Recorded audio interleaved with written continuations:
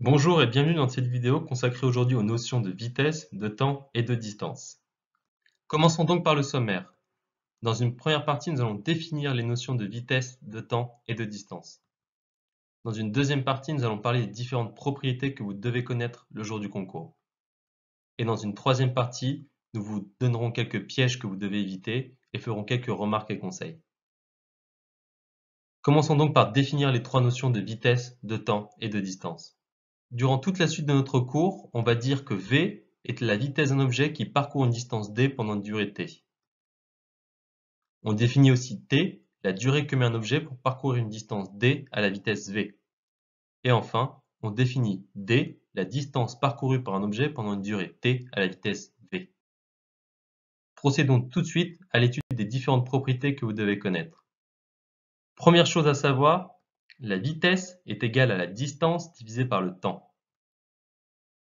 Deuxième chose à savoir, la distance est égale à la vitesse fois le temps. Troisième et dernière chose à savoir, le temps est égal à la distance divisée par la vitesse.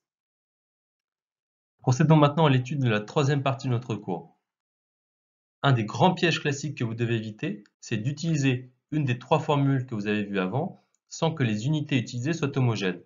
Par exemple, de calculer une distance alors que la vitesse est exprimée en km/h et la durée en minutes. Soit une voiture qui parcourt la distance de 316 km en 4 heures. Quelle est sa vitesse moyenne? Ici, on sait que la vitesse est égale à la distance divisée par le temps.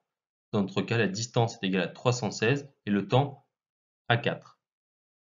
Donc la vitesse est égale à 316 divisé par 4, soit 79 km/h. Vous voyez bien ici une chose. On a utilisé ici des kilomètres, on doit retrouver ici des kilomètres. On a utilisé des heures, on doit y retrouver ici des heures.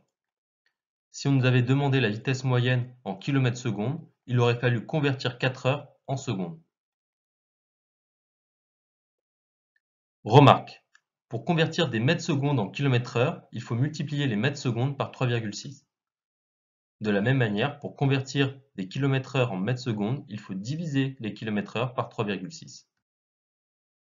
Petit conseil, pour les problèmes liés à la vitesse, au temps et à la distance, nous vous conseillons de mettre les données dans un tableau afin de clarifier une situation.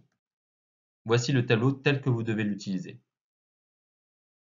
Nous vous remercions d'avoir suivi ce cours dédié aux notions de vitesse, de temps et de distance. Comme d'habitude, si vous avez des questions ou des remarques, n'hésitez pas à nous envoyer un mail ou à nous contacter directement sur notre plateforme prepacademy.fr via notre chat. Vous pouvez aussi nous suivre sur Facebook et sur Twitter pour être tenu au courant de nos dernières actualités. À bientôt sur Prep Academy.